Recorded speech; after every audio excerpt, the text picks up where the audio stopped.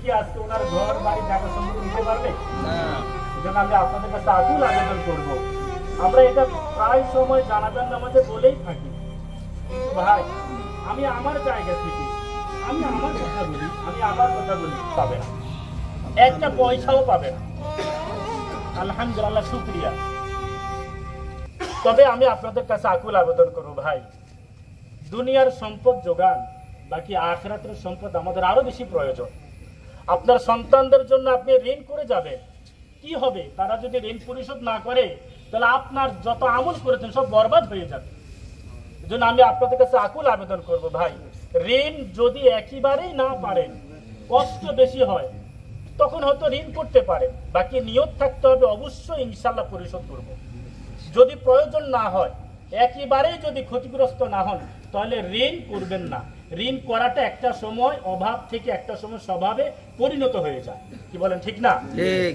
এজন্য হাদিসের মধ্যে আসছে, একজন ব্যক্তি আল্লাহর রাস্তায় শহীদ হলে তার সকল গুনাহ আল্লাহ মাফ করে দেন, ইল্লাল ফরজ, তবে ঋণ এটা পরিশোধ না করলে আল্লাহ মাফ করেন না। এজন্য আমি আপনাদের কাছে আকুল আবেদন করব, আপনারা সবাই ঋণ মুক্ত থাকার চেষ্টা করবেন, অল্প খাবেন, আলু ভর্তা ডাল দিয়ে জীবন যাপন করবেন, এটাতে শান্তি, এটাতে বরকত থাকবে।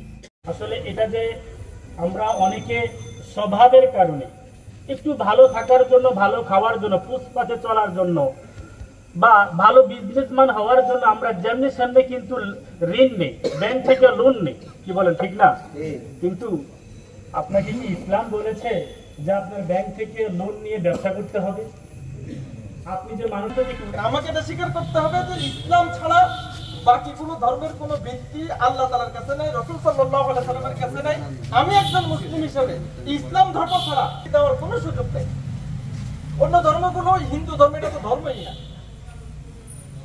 মানে যে মাবুদকে স্বীকার করে, রব বাদ দিয়া আরেকটা মূর্তিকে আল্লাহ দ্বীন আল ইসলাম বলার কোনো সুযোগ নেই।